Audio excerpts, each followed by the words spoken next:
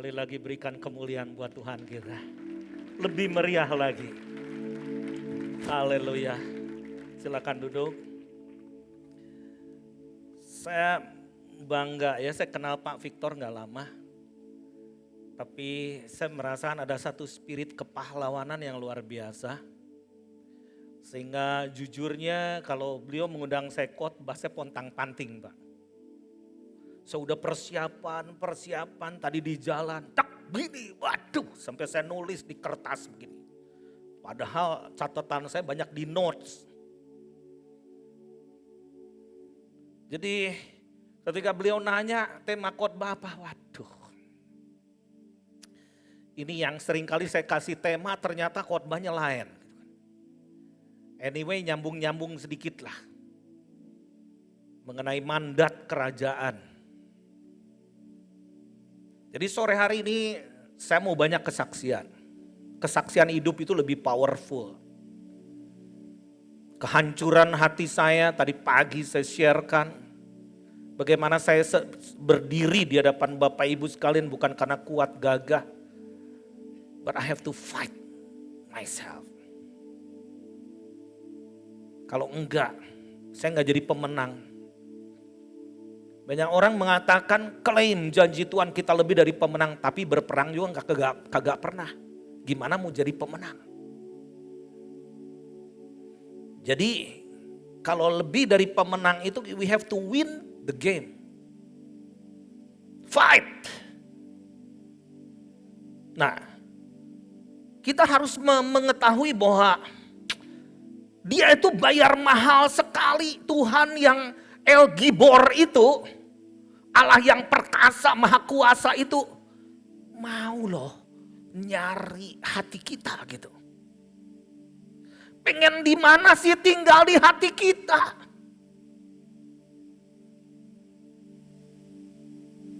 Makanya dia mencari penyembah-penyembah yang benar yang menyembah dia di dalam roh dan kebenaran. Apa gereja gak kurang? Banyak. Di sebelah-sebelah kita juga banyak gereja. Kalau saya pergi ke satu kota, saya gak amazed kalau melihat banyak gereja. Apalagi di kantong Kristen gitu, setiap 15 meter pasti ada gereja. Tetapi saya ingin merasakan Tuhan, apakah gereja sudah menjadi tubuhnya yang utuh? Untuk dia ditempatkan sebagai kepala. Apakah tubuhnya itu bergerak selaras setujuan dengan apa yang Tuhan mau?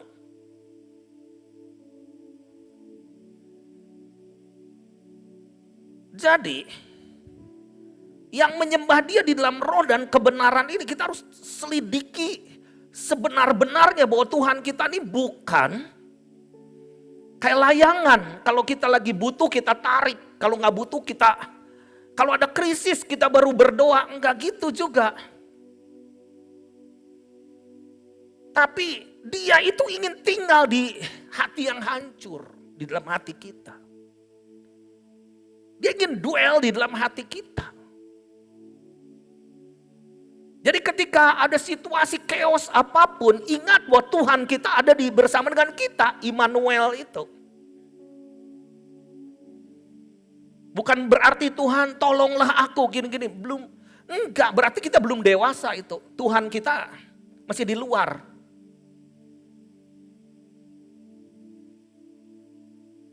Nah, kenapa di dalam firman Tuhan ada perumpamaan yang harus kita telusuri? Ketika ada permata yang hilang harus dicari. Terus ketika domba yang hilang harus dicari. Tetapi ketika ada satu anak bungsu yang hilang, minta warisan dari papanya, nggak dicari.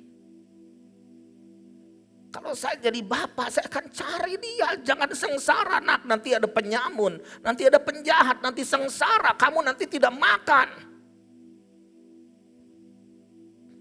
Kenapa? Gak dicari.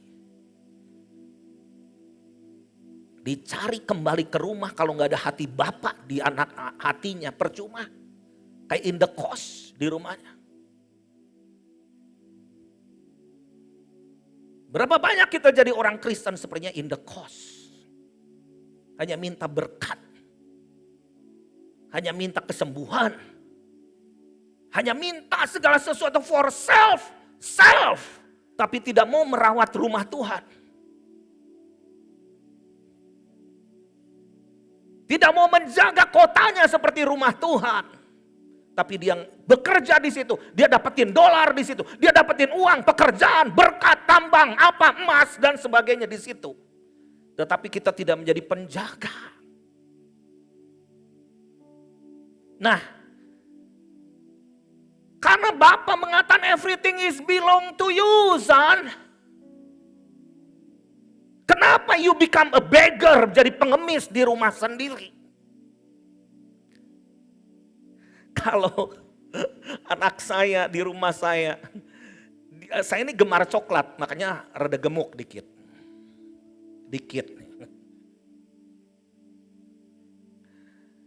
Anak yang bungsu saya juga gemar coklat.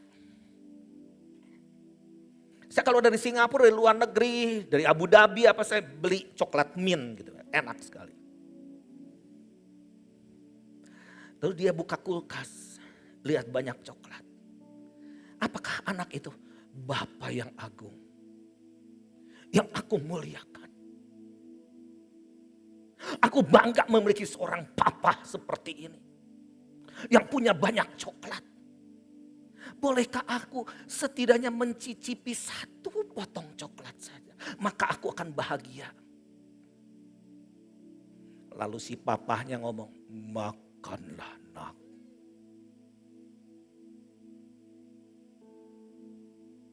Terus dia minta apel. Seandainya Bapakku memberikan sebuah apel, maka aku akan sehat, aku akan bahagia, aku penuh sukacita.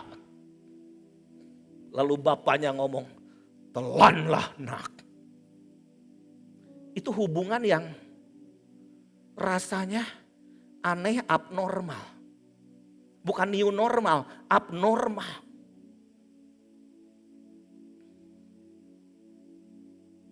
Ketika anak bungsu itu hilang, bapaknya mengatakan, kenapa kamu menuntut?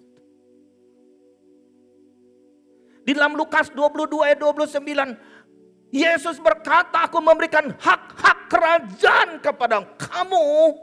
Sama seperti Bapa memberikannya kepada aku. Whatever I have is belong to you.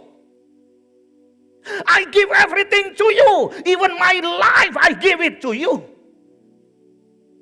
Masih kurang. Kenapa masih takut mati? Apakah benar hidup ini adalah Kristus, mati adalah keuntungan? Is it true? Atau hanya di mulut? Tadi pagi saya berbicara mengenai Petrus. Petrus harus ketemu ground zero. Sehingga ketika ditanya oleh Yesus, do you love me? Gembalakanlah domba-dombaku. Sampai Petrus dibongkar oleh Yesus. Kamu sebutnya cinta di mulut doang. Di luar, aktivitas doang. Tetapi Yesus berkata, hai Simon bin Yohanes, anak Yohanes. Atau bahasa aslinya Bar Yohanan. Padahal dia anak Yunus. Kenapa? Di dalam dan di luar gak sama.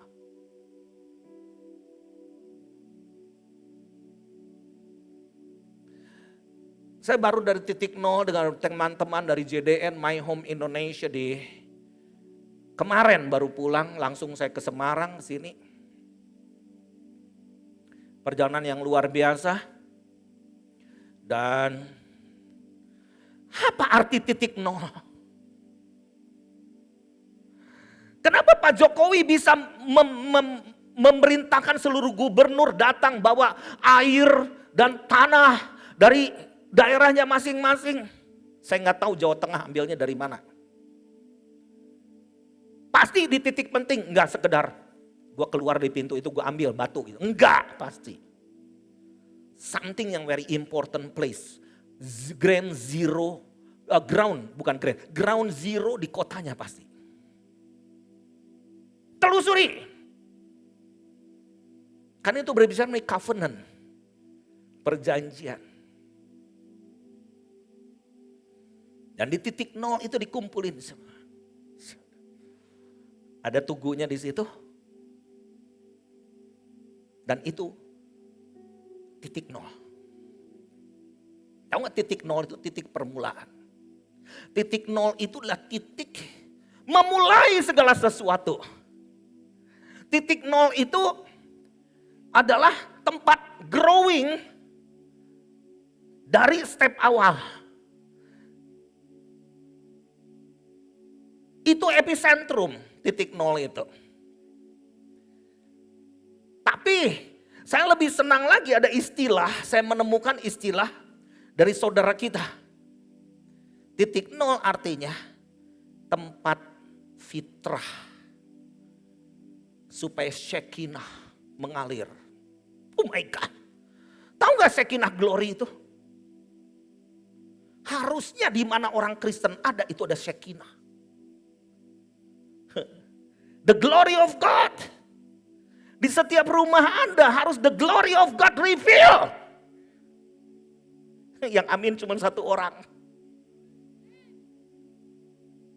Di tempat Anda, suami, istri, anak-anak, there is the ground zero, di mana tempat fitrah, di mana Shekinah itu memancar.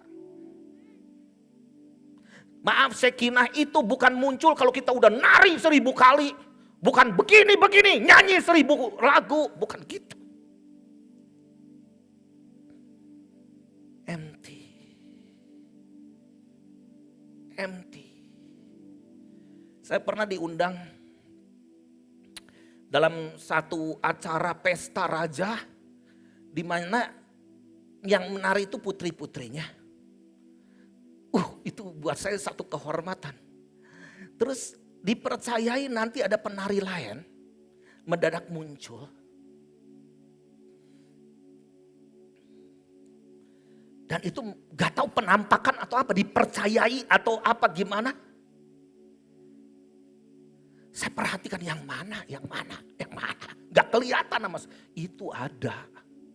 Kata saya gak ngelihat. Udah gitu juga saya tuh bukan pelihat lagi kan. Tetapi mereka katakan, itu the glory, itu ada satu aura muncul. Yang menyenangkan hati raja. Nah, Bapak Ibu sekalian. Firman Tuhan katakan mendengar itu lebih baik daripada semua korban sembelihan.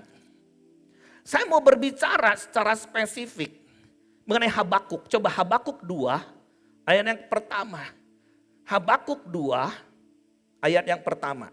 Coba dibuka di sini aja supaya bisa ini kita baca bersama-sama. Habakuk pasal yang kedua ayat ke-1. Yuk kita baca sama-sama. 1, 2, 3. Aku mau berdiri di tempat pengintaianku dan berdiri tegak di menara. Aku mau meninjau dan menantikan apa yang akan difirmankannya kepadaku dan apa yang akan dijawabnya atas pengaduanku.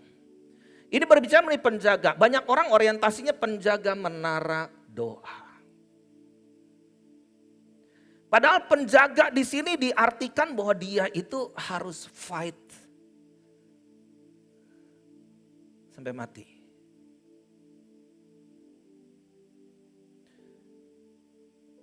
Penjaga itu tugasnya berjaga-jaga. Kalau enggak, bukan jadi penjaga. Kalau kita punya security cuman jalan-jalan doang, kulineran doang, itu bukan security namanya. Nah, Tuhan mau ciptakan satu level seperti ini bagi anak-anak Tuhan supaya punya spirit penjaga ini. Dia menanti-nantikan Tuhan, waspada setiap saat. Dia bisa berperang, dia bisa memperingati orang, warning. Wake up. Terus dia bergulat, dia bergumul juga. Dia menangis, dia menyembah. Menjadi penyembah Tuhan, we need your favor. Karena bala tentara Tuhan harus turun. Oh, Tuhan tahu dong dia panglima perang. Benar, tetapi kenapa Tuhan tugaskan penjaga? Nah, jadi Bapak Ibu sekalian, saya ini diberikan ayat, saya ini pengajar doa Bapak Ibu sekalian puluhan tahun soal begini. Saya bukan mau bikin classroom di sini. Tetapi sebelum pandemi, saya diperingati Tuhan. Dulu jangan main-main jadi hamba Tuhan. You are going to enter the season, the musim yang sama sekali beda. Dan kau gak bisa lakukan dengan by your experiences, dengan pengalaman-pengalamanmu. Saya gak tahu ini era new normal. Banyak hamba-hambaku yang aku akan panggil. Jujurnya itu lagi ketika Pak Victor dengan rombongan ke Israel, saya ada di sana. Saya duduk di tembok Yerusalem. Dua hal ketika saya dalam kedinginan saya duduk di situ malam hari. Cuman saya sendirian karena waktu itu ada shifting 2 grup. Get ready, the great shaking is coming. The great shaking is coming.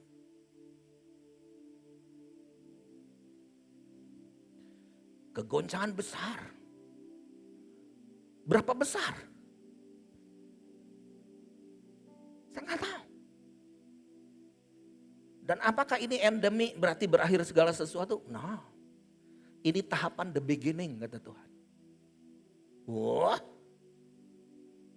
I will shake. Aku akan goncangkan. Ini gak bisa ditengking. Apa yang dapat kugoncangkan supaya nyata apa yang tidak tergoncangkan. Dan yang kedua, aku akan panggil banyak hamba-hambaku. Ya Tuhan. Pulang. Bulan Maret. Sampai hari ini.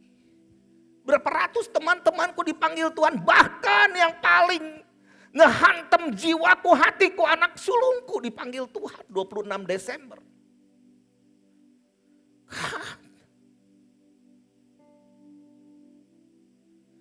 Aku hibur keluarga-keluarga pendeta, ratusan keluarga pendeta. Tenang, dia ada bersama Bapa di sorga.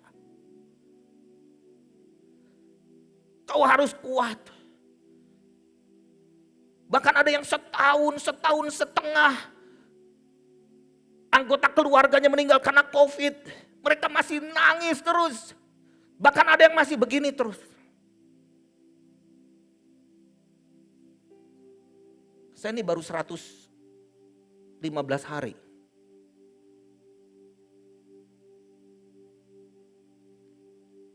Hanya dalam 3 jam anakku. Cheerful. Umur 37 tahun. Setelah itu 3 jam. Gak ada. Aku ngehibur banyak orang. Bisa. Siapa yang menghibur aku?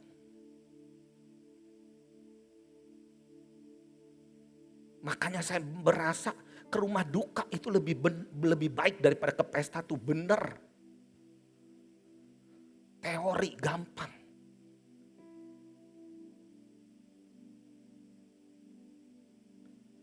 Tetapi aku belajar mengenai kehidupan. Sebenarnya dia udah kasih warning bahwa aku tuh gak bakalan panjang hidupku. Dia pecah pembuluh darah di batang otak, gak ketolong. Tetapi selama hidupnya 37 tahun dia gak bisa makan pil apapun juga, obat-obatan gak bisa. Jadi ketika dia koma, panas, paracetamol aja gak bisa, coba bayangin. Kalau dia sakit gigi ngerangnya kayak apa sakitnya coba. Nahan-nahan. Dan istriku dia bilang begini, ketika dia koma. Aku tahu engkau menunggu kami. Aku yang melahirkan kamu.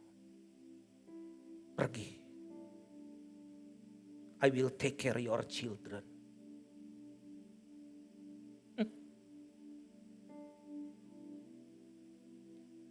Di situ ketika saya berdoa mengenai kehidupan sama orang. Be strong.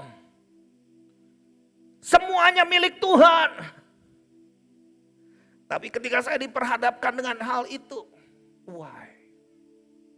Why? I can't believe this. Aku gak percaya. Katanya engkau penuh mujizat. Engkau menolong aku. Semua orang bisa ditolong, yang sakit mau mati pun disembuhkan. Tetapi why?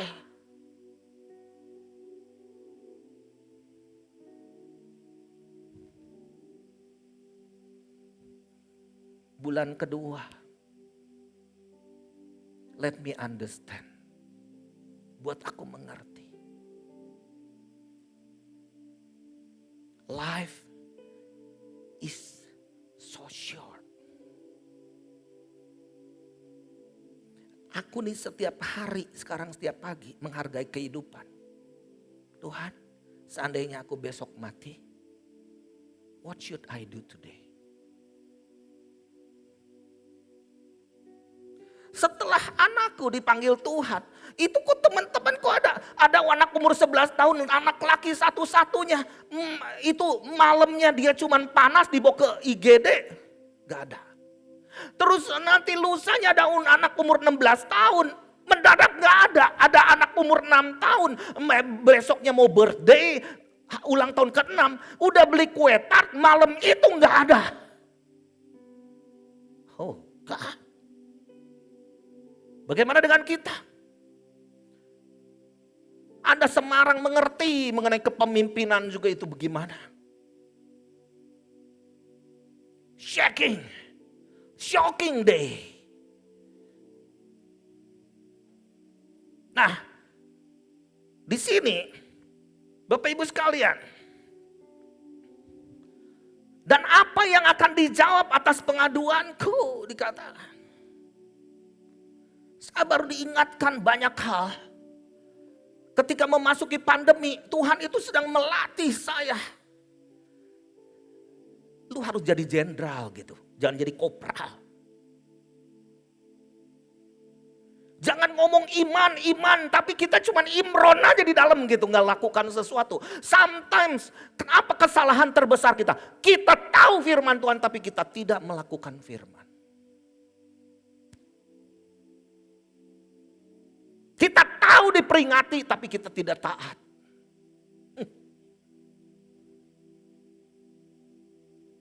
Hafal ayat-ayat firman Tuhan, tapi not even 1% kita lakukan itu. Hanya jadi ayat hafalan. Wah, saya belajar satu hal. Jadi saya coba banyak kesaksian ya. Saya ini dalam era 1 bulan lagi mempersiapkan World Prayer Assembly. Menggerakkan seluruh negeri. 10 tahun yang lalu itu gampang, kita book stadion lah gitu kan, dengan meskipun pergumulan. Saya masih ingat waktu itu ketika tanggal 17 Mei 2012, itu saya benar-benar sedang kayak mau mati mengerjakan pekerjaan Tuhan. Saya butuh malam hari itu makanan untuk ribuan penari. Saya butuh untuk bayar Gelora Bung Karno waktu itu.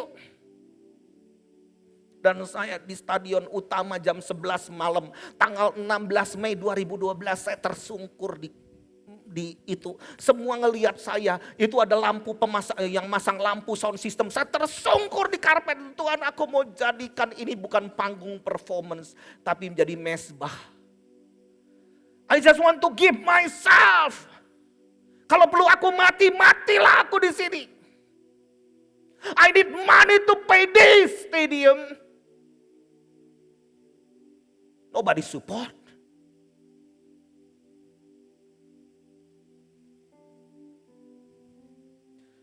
Emang enak jadi penggerak doa.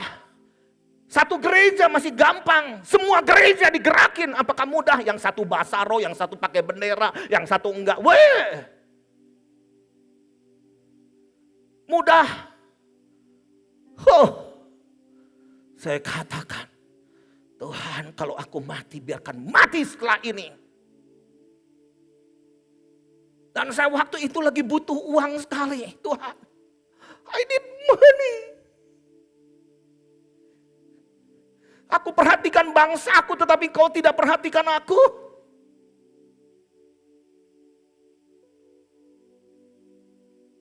Jam 11 malam datang mobil Alphard masuk ke dalam. Seorang kaya datang kepada saya dan dia katakan, aku sudah siapkan amplop. Setiap amplop ada $4.000 dan satunya untuk Anda, Pak Daniel. Mukjizat.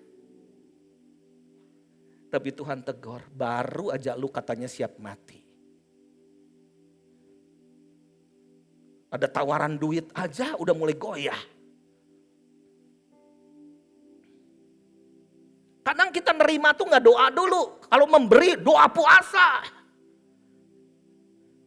Kalau nerima mau money laundering kek, mau dari setan kek apa. Kita terima itu berkat Tuhan. Belum tentu. Dan saya katakan, sorry, boleh gak satu saya minta. Malam hari ini, aku baru aja tersungkur di sini, Anda datang ke sini. Aku butuh nasi bungkus untuk para penari. Kumpulkan banyak orang, beli nasi padang dimanapun masih udah malam diberikan mereka makanan. Tahu gak? Worship itu apa? Worship bukan sekedar nyanyi sampai urat putus satu, bukan. Sacrifice. Worship means sacrifice. Kata worship pertama ketika Abraham mau serahkan anaknya Ishak. 10 tahun berlalu masih saya. Aku masih hidup dan logonya dibuat anak saya yang udah jadi almarhum. Dan aku baru runding, namanya Reza. Apa diorden lagi untuk WPA, tolongin aku. Siapa? Dia gak ada. Hari itu.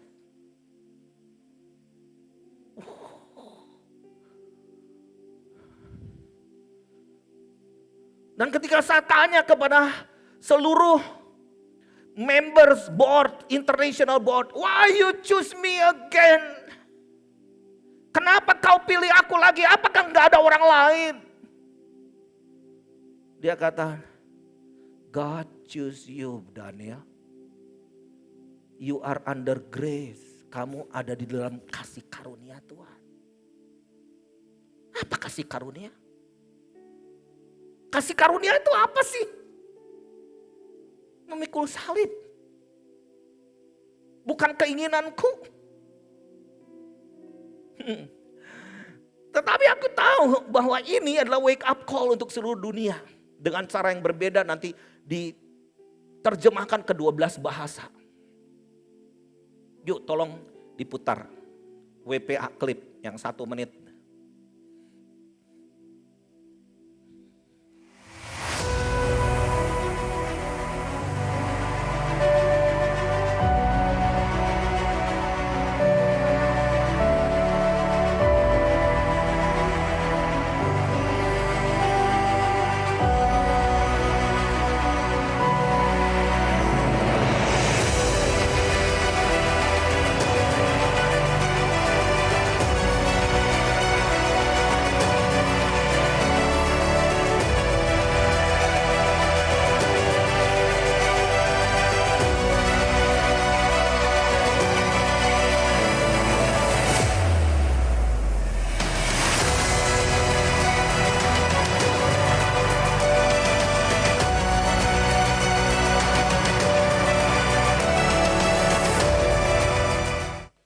Jadi arena ini adalah Indonesia blowing the trumpet.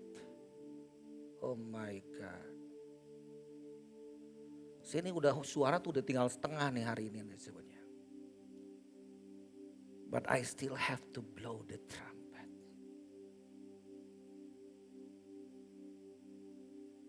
Wake up.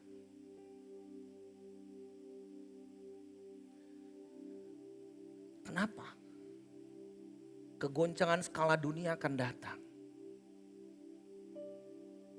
Saya ini bukan orang yang gampang-gampang. Saya kadang ngelihat teman-teman saya hamba Tuhan suka ngomong, Tuhan ngomong sama saya, terus saya jawab begini. Terus saya nanya kepada Tuhan, Tuhan apa yang engkau kehendaki? Oh Tuhan ngomong sama saya begini. Oh gampang banget ya. Kalau saya ini susah. Saya dari siang sampai ke sore tadi, sampai Pak Hendro nanti ya jemput aku tuh udah dari pindah duduk dari sini ke kafe ke kamar, aku tulis apa lagi Tuhan, apa lagi sih? Aku sulit banget benar-benar untuk, apakah Tuhan bicara ketika saya lagi diem? Kadang saya rasa I have to move. Saya mau kesaksian. Ada 2 kesaksian besar, oke? Yang mengubah hidup saya. Waktu itu hari Minggu, saya nggak ada khotbah, aneh. Biasanya hari Minggu saya full, oke, full. Tapi saya ngitung kok ini kosong gitu kan. Nah lagi hari Minggu itu saya mandi, jam 6 pagi saya mandi. Terus ada satu kata, takloban, takloban, takloban, takloban. Apa sih itu kan? Takloban. Coba bahasa apa itu coba? Lalu saya search di Google, enggak ada.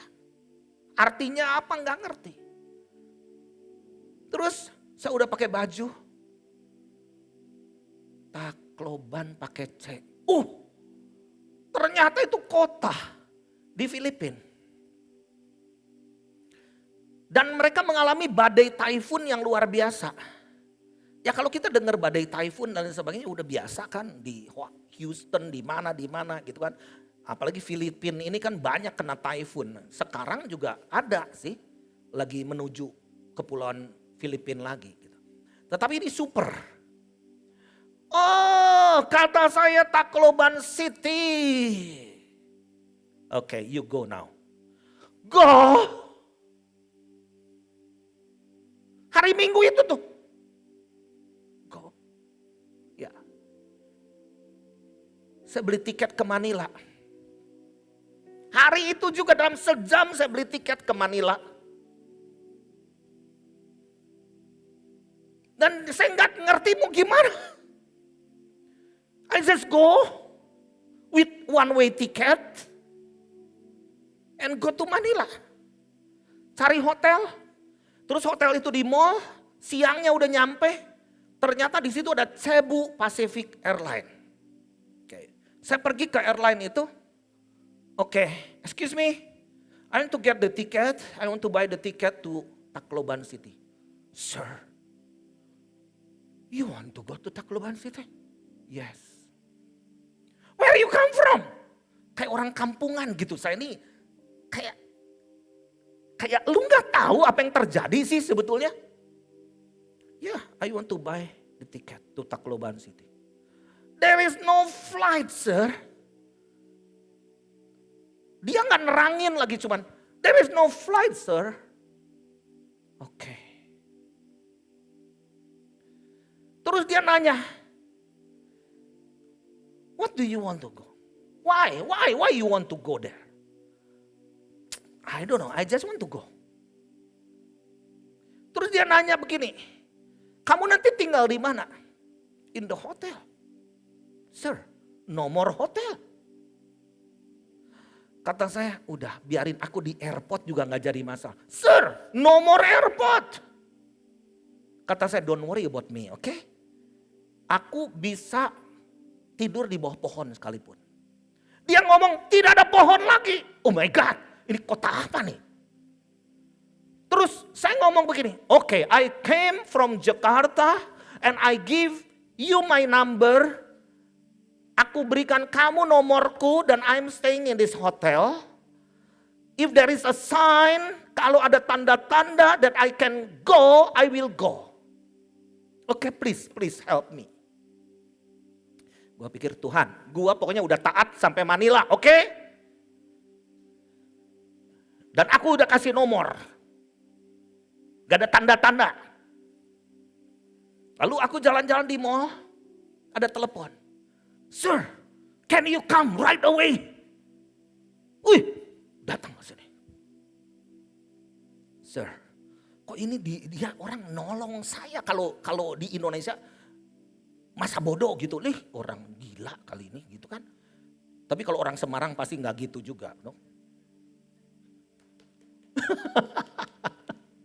Terus dia ngomong akan ada pesawat nanti sore. Dan itu ambasador semua. Oh my God. Dan spesial pesawat khusus. Ada berapa? 8 ambasador di situ.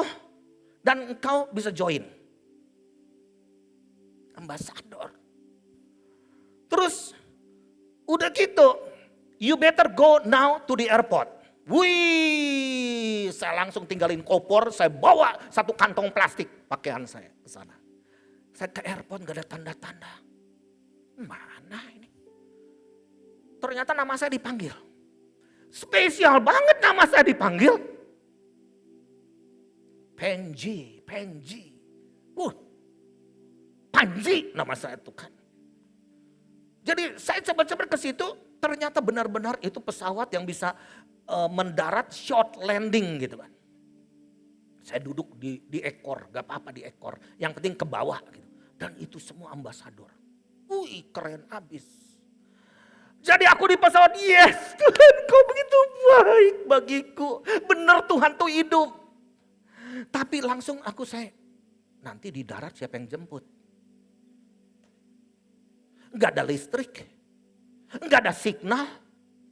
Itu ada namanya Haiyan Typhoon, super typhoon yang 2 jadi 1, nyabut pohon kelapa, cabut ini gedung besar bisa pindah kafling 2 kilometer. Di pesawat saya bergumul lagi tuh. Mereka ada sirine, ada apa, kalau gue siapa? Gue ini kan emprit. Siapa yang jemput aku nanti? Gak ada jawaban sampai mendarat. Wah, itu udah malam. Dan gelap gulita. Terus aku hanya udah biarin aja lah. Tsunami Aceh aja gua udah pengalaman ngangkutin mayat malah di situ. Gimana nanti? Pokoknya asal ketemu 1 orang. Terus aku hanya keluar dengan lesu. Taksi nggak ada, gelap sekali airport. Dan itu jauh di luar kota Tacloban. Saya hanya keluar, mudah-mudahan ada Gojek, taksi, Grab atau apa gitu kan. Jenisnya pokoknya gue bayar deh begitu. Terus saya ngelihat ada orang melambai-lambai pakai kertas putih. Yang kertas putih buku tulis yang ada garis-garis itu. Gini. Waktu saya itu kan narik perhatian, gue datengin. Hah? Daniel Panji from Jakarta? Kata saya, are you looking for me? Are you Pastor Daniel Panji from Jakarta? Yes, I am. Tapi how you know me? Kata saya, kenapa? How you know me? Dia ngomong gak tau lah bahasa Inggris Tagalog begitu. Pokoknya dia dapat dari temannya lagi. Pokoknya setiap nanti pesawat yang paling landing lu pokoknya datang. Sampai sekarang gak tahu ceritanya gimana. Dan saya dijemput. Dan dia cerita bagaimana dia bisa selamat.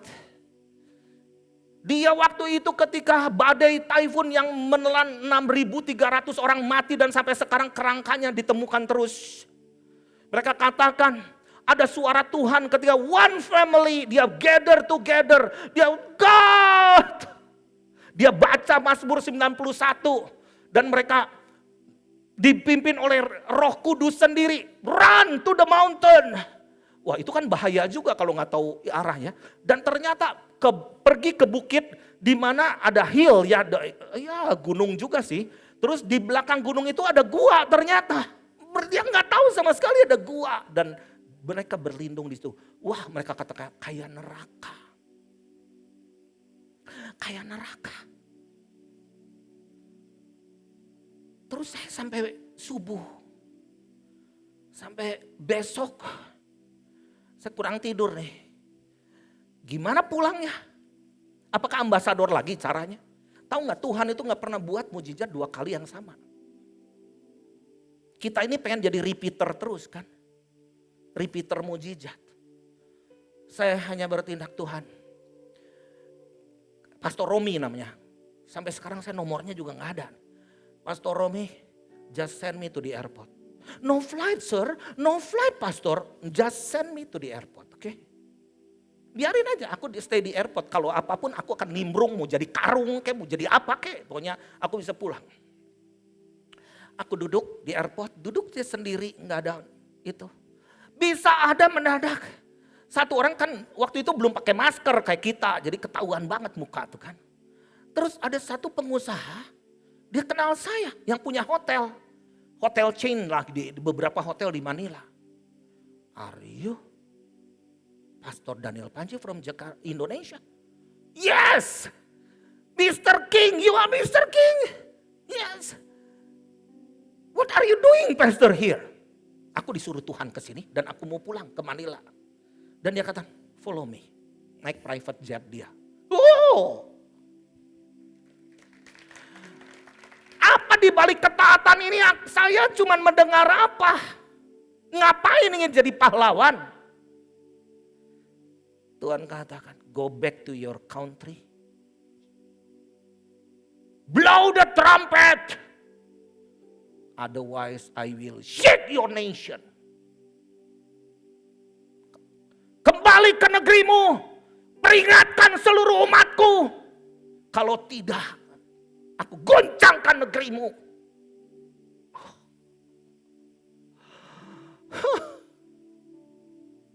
Gua lagi. Taat malah semakin tambah beban. Mendingan diem deh. Gak pura-pura gak denger gitu. Tapi pedang akan menimpamu. Tahu gak tugas penjaga? Kalau ada maling bukan berarti kita tidur. Dan dari situ Tuhan katakan, bangkitkan jenderal-jenderalku di kota-kota. Bukan prajurit yang, kalau prajurit yang takut mati, dia bukan prajuritku, biarkan mereka. Aku membutuhkan penjaga-penjaga negeri.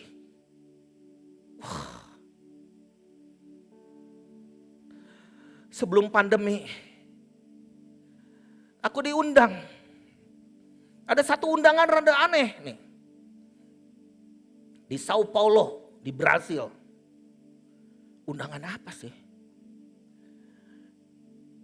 Anda akan jadi one of the speaker untuk konferensi kepolisian dan army and police department. What? Kata saya, ini gak salah. Gak ngundang jenderal-jenderal. Saya gak ngerti kenapa saya. Lalu saya tanya, mungkin kamu salah alamat, kata saya gini. No, you are Pastor Daniel Panji, right? Aku tuh gak terkenal di mana-mana, di Brasil juga gak dikenal.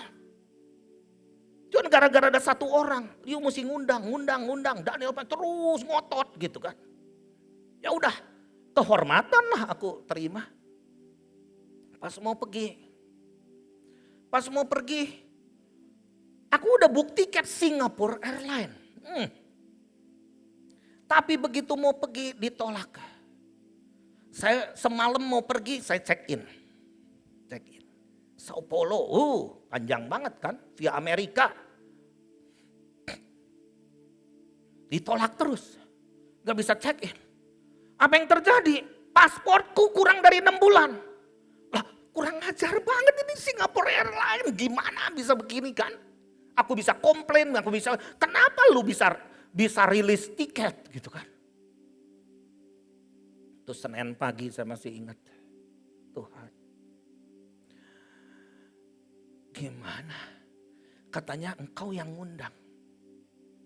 Tapi aku gak bisa berangkat, ditolak.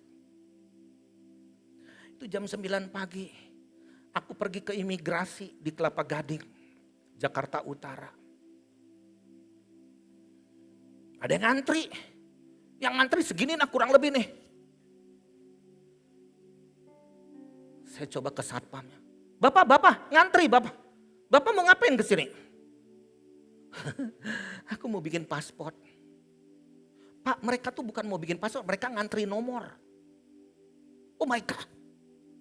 Di jam 9 pagi, pesawat jam 2 siang. Hopeless. Pak, ini kan Bapak tahu nggak? Ini tuh lagi down komputernya Pak. Adik rohaniku telepon. Dia dengan rada menangis. Kau cepat pergi ke Kemayoran kau. Segera sekarang gitu. Ya sami mawon. Di Kemayoran aku pergi ke situ. Naik ke lantai 2. Kita nggak tahu orang siapa. Kenal nggak kenal. Terus adik rohaniku. Pak tolong ini pendeta yang harus dia seminar di Brasil. Penting sekali gini-gini. Mana coba lihat. Ya udah tunggu. Udah aja ngomong tunggu. Kita nunggu, sampai kuku juga digini-gini. Gimana gini? Aku udah berusaha nanti di delay, gak mungkin. Nanti ini pesawat gak match dengan ke Sao Paulo, gimana? Itu menunggu yang stressful banget gitu. Terus udah gitu kurang lebih 15 menit. Orang itu keluar. Petugas imigrasi itu. Terus cepat bayar ya 340.000. Berapa 240 atau 300? Segitulah pokoknya. Kecil banget. Cepat transfer. Wih, kata saya, Pak, selesainya kira-kira apa sore atau gimana gitu biar ada keputusan. Cepat aja transfer dulu. Saya transfer, lari ke ATM, transfer gini. Saya pikir ini lapar. Udah, mau makan dulu. Makan dulu ke coffee shop. Begitu masuk ke coffee shop saya ditelepon. Cepat datang ke sini. Datang ke lantai 2. Ke sana. Di lantai 2 dia orangnya. Nih ambil. Ambil. Paspor baru. Hanya 20 menit. Menteri aja gak bisa. 20 minutes. Saya ada buktinya 2 paspor pada saat yang sama itu. Saya di pesawat. Bener nih gue di pesawat. Bener gak nih gue di pesawat? Same schedule jam 2 siang. Tahu gak di pesawat saya doa minta apa lagi? No, enough. Malu aku. Tuhan ngomong, you are my ambassador. Kau adalah dutaku. Tahu nggak kata boro-boro? Itu bahasa Perancis. Boro-boro saya punya waktu untuk mempersiapkan khotbah di sana. Stresnya minta ampun. Nyampe di sana, saya diundang dengan para jenderal.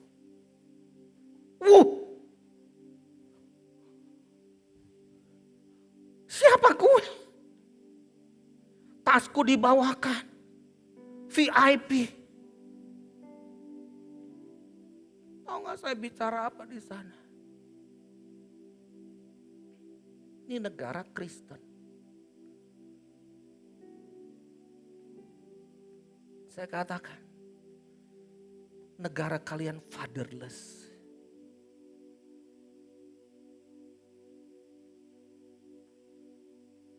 This country needs fathers. Dan saya katakan kalian mungkin jenderal. Yang Tuhan butuh adalah jenderal dalam rohani. Yang siap standing in the gap for your nation. Tahu gak? Saya cuma ngomong begitu very simple. Kata saya buat komitmen. Diterjemahan ke bahasa Inggris terus ke Portugis. Aku berjanji. Hari ini aku mau berdiri bagi bangsaku. Hari ini aku memberikan hidupku untuk bangsaku. Gini. Terus begitu setelah itu jenderal nangis mewek. Lebih dari anak kecil yang kehilangan mainan tuh.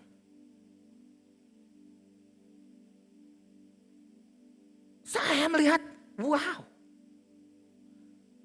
Kita mengalami pandemi 2 tahun. Apakah kita nggak cukup untuk belajar satu perkara? Bukan kita malah tidur. Kita malah nggak tahu apa what is going on. Tuhan sedang membutuhkan peranan kita. Tuhan kita bukan Tuhan asal comot. Tuhan yang I will do everything for you. Itu jadi anak manja. Enggak. Rise up. Bangun dari tidur. Tuhan membutuhkan perwira-perwiranya. Yuk coba kita saksikan dulu klip ini yang di Brasil. Saya tadi di sini langsung saya bikin movie-nya langsung. Yuk kita saksikan yang Brasil ini. Oh bukan yang klip yang saya buat itu. Queremos ver a tua glória nesta nação. Email yang kedua itu. Para jenderal berdiri di hadapan Tuhan dengan hati yang hancur.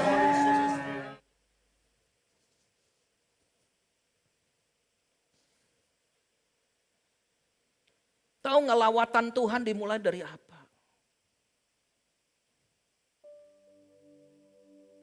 Apakah hati Tuhan ada di hati kita? Apakah agenda Tuhan ada di dalam kita? Atau kita seeking the Lord for our good?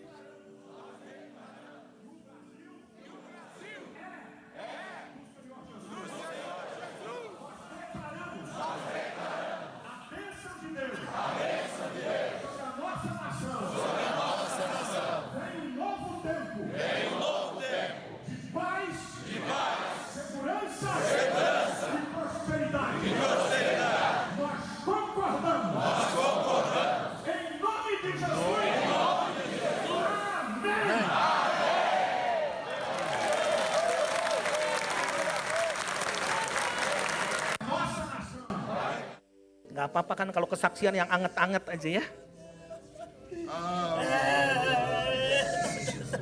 Queremos ver a tua glória nesta nação. Para jenderal berdiri di hadapan Tuhan dengan hati yang hancur. Mereka menangis untuk bangsa ini. Karena bangsa ini sudah kehilangan figur Bapa. Mereka akan bergandengan tangan dengan anak-anak muda. Nos palácios desta nação. Mulai bergerak Nas ruas dalam desta satu nação. gerakan di mana Brasil harus jadi Meu rumah Deus, kita. esta nação que seja reconhecida. Orang tua dan Uma anak-anak nação akan que berjalan acolhe a tua glória, Senhor. dengan hanya satu tujuan, Deus, menyelamatkan bangsa ini. ser glorificado nesta nação. Pagi ini terjadi lawatan Tuhan yang begitu luar Ser biasa. glorificado, meu Deus. Tuhan menghancurkan setiap hati kami yang serakah, Ser glorificado, mengembalikan generasi. ser glorificado, Jesus. Quero ver o teu nome grande nesta nação. Teu nome grande nos parlamentos. O teu nome grande nos tribunais. O teu nome grande nas universidades. O teu nome grande, Senhor, nas empresas. O teu nome grande, meu Deus, nos estados, nas cidades. Ó Deus, que não haja, Thank you, Lord. Thank meu Deus, you, Lord. nenhum lugar sem a tua visitação nesta nação, meu Deus. Kau akan memulihkan Marca nossa bangsa ini. nação. Marca nossa nação.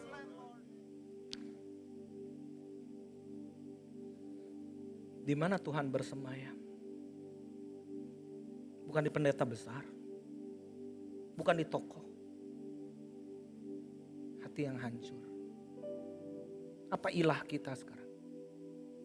Pendeta besar? Atau ilah kita masalah? What is revival? Saya pergi ke negara-negara Afrika. Bisa ribuan pendeta. Saya pergi ke Zimbabwe waktu itu. Tahu nggak Rp1 waktu itu 125.000. Satu Zimbabwean dolar 125.000 rupiah. Do you want revival? Do you want revival? Kata saya. Dulu ketika saya pergi ke sana 1 kilo apel itu berapa 300 miliar Zimbabwean dolar. Oh my God. Kristen 97%. Apakah Kristen langsung jadi revival? Hal yang sama, cuman saya nggak sempat lagi. Itu ribuan pendeta meraung-raung seperti begini. That is revival. Kalau kita nggak turun tangan, kita menengadahkan tangan, maka Tuhan akan turun tangan. Setelah itu mereka membuat namanya farming God's way. Yuk kita sepakat membuat tanam jagung pada batasan 2 minggu bulan September itu dan don't miss the date, oke? Jangan lewat dari tanggal ini, maka kita akan serahkan kepada Tuhan. Dan 2 tahun kemudian mereka jadi pengekspor jagung kembali. Dan terjadi kegoncangan baik secara politik maupun ekonomi, tetapi sekarang mereka pulih dan revival sedang datang. Bangkit anak-anak muda di sana, luar biasa. What is revival? Do you have revival?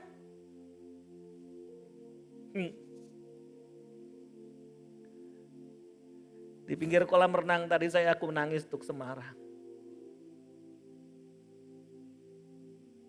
I wept. Aku menangis untuk Semarang.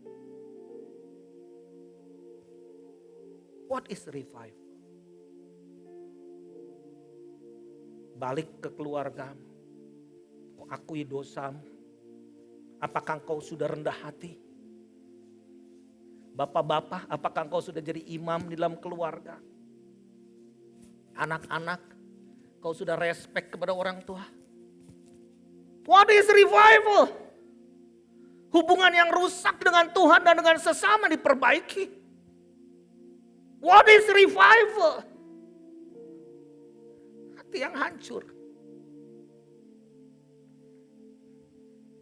Kalau kita masih berkata siapa aku ini, kau tahu. Itu belum ground zero. Tuhan masih begini. Do it yourself. Lakukan dengan caramu sendiri. Kalau saya bicara soal revival kenceng, Bapak Ibu Saudara. Ketika 10 tahun yang lalu, salah satu guruku itu udah Tom White dan George Otis Jr. Okay? George Otis Jr. itu berbicara mengenai transformasi. Saya kata, look George, what is going on in my country di stadion utama? What do you think about my country? Doa banyak di mana-mana. Aku nanti one day bawa kamera lagi ke sini, aku ingin ngelihat hati yang hancur. Bukan celebration. Starting point untuk revival, untuk Tuhan mentransformasi satu bangsa. Hati yang hancur. Saya seperti ditabok. Gue udah capek sebetulnya.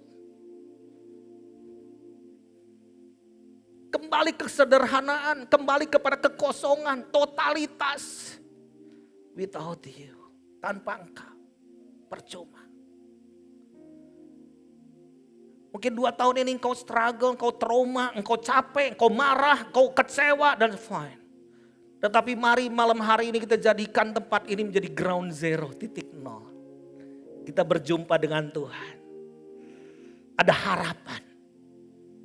Amin. Selama kita hidup kita mau lakukan sesuatu. Revival is coming. The new wave is coming. Mari kita bangkit berdiri. Irabasyanda baralamasy. Ada kuasa Tuhan di tengah-tengah kita. Ada hadiratnya di tengah-tengah kita.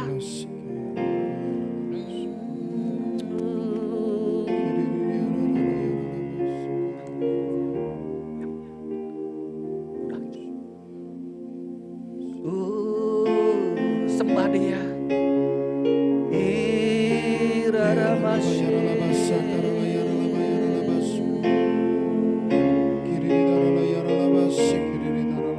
Ini hati kami Tuhan. Lord.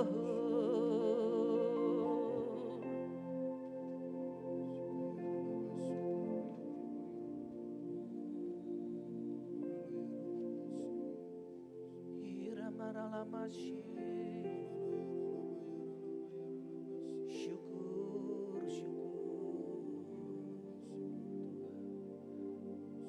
Mari rasakan hati Tuhan sekarang.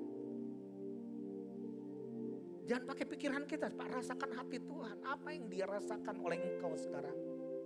Seorang pendoa syafaat itu intim dengan Tuhan. Dia tahu perasaan Tuhan. Dia mengetahui kehendak Tuhan. Do you need revival? Syukur, syukur, syukur.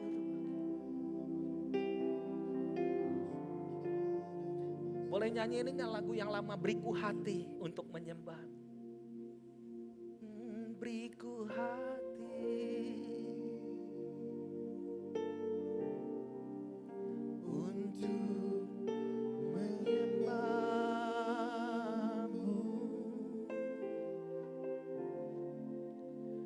Beriku hati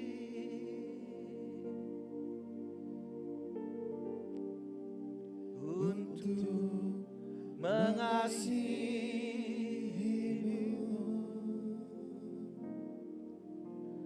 Beriku hati memujimu dan mengasihi Engkau seperti wanita yang datang mengasihi.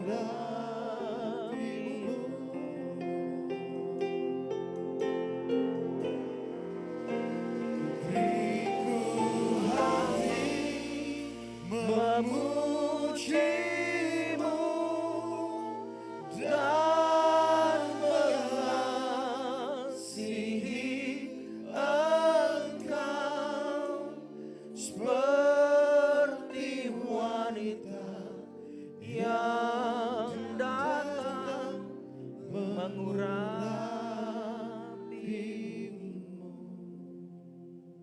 Yang wanita, katakan beriku hati. Yang pria, taruh tanganmu di dadamu.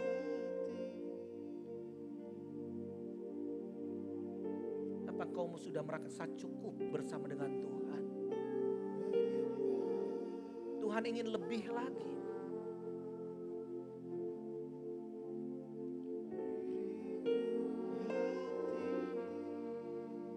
Tuhan ingin menyatukan hatinya dengan hati kita. Bukan berarti sebagai pria sulit untuk berdoa, sulit untuk menjerit, sulit untuk menangis. Lihat jenderal-jenderal tadi, jenderal tuh gak boleh menangis Bapak Ibu sekalian. Tapi karena kuasa Tuhan memeremukkan hatinya. Tidak jaim lagi, tidak mempertahankan dirinya lagi.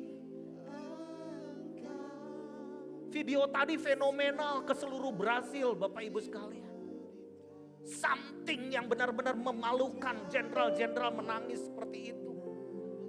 Tetapi revival is coming. Oh Lord Jesus.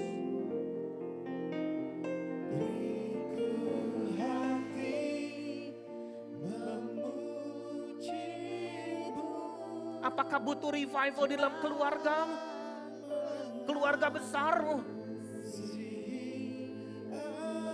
Mari persembahkan hidup kita di altarnya saat ini. Yang datang mengurapimu.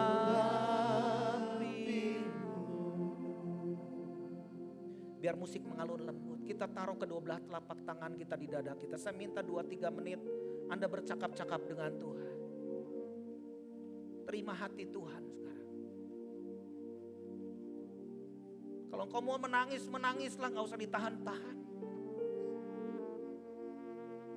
Di dalam hadirat Tuhan gak ada jaim, mempertahankan diri gak ada. Tahu gak satu hal yang saya mau katakan kepada setiap Anda? Tuhan butuh hatimu. Tuhan butuh kandungan rohanimu untuk melahirkan sesuatu.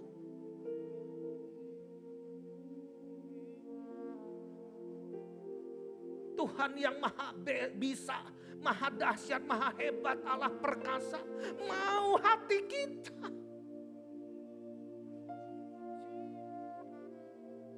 Dia hanya mau hati kita. Dia bisa ada dimanapun. Dia bisa bergerak kemanapun. Tetapi dia mencari hati kita. Syukur bagi Tuhan. Kau terlalu ajaib Tuhan. Kami malu memiliki Tuhan yang dahsyat tapi rela merendahkan diri. Malam hari ini kau menemukan kandungan-kandungan rohani. Jenderal-jenderalmu di Semarang ini Tuhan. Untuk menumbuhkan sesuatu. Melahirkan sesuatu dengan rasa sakit bersalin. Jamah. Sentuh hati kami sekarang Tuhan. Lawat kami. Mari angkat tanganmu, angkat suaramu, berseru kepada Tuhan. Berseru, hanya berseru saja kepada Tuhan. Urapasyanda baralamasya. Yes, berseru kepada Dia. Yes Lord. Yes Lord. Bangkitkan ya Tuhan, bangkitkan perwira-perwiramu di tempat ini. Nyatakan perkara-perkara yang dahsyat yang kami tidak ketahui Tuhan. Kau akan bergerak dengan waktumu. Oh, ada tsunami roh kehidupan, gelombang Roh Kudus. Yes, a new wave is coming. Gelombang baru itu datang di tempat ini. Datang di tempat ini. Yes. Ayo berseru. Ada tenaga. Tahu gak rasa sakit bersalin? Tahu gak untuk melahirkan unit energi?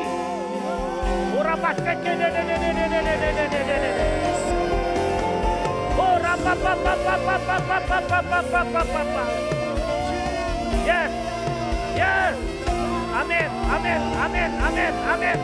Yes. More.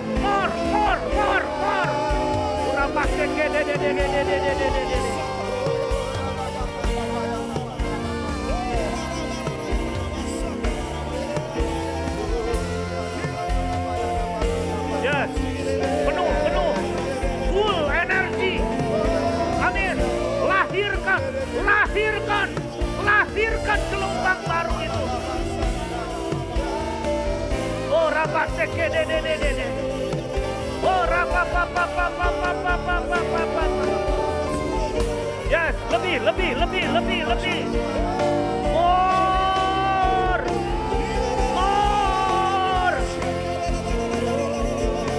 Irabaralabaseke de.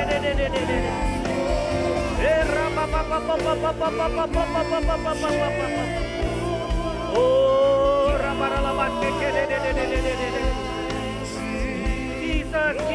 Jesus. Oh, rabaralabashanda maralabaseke.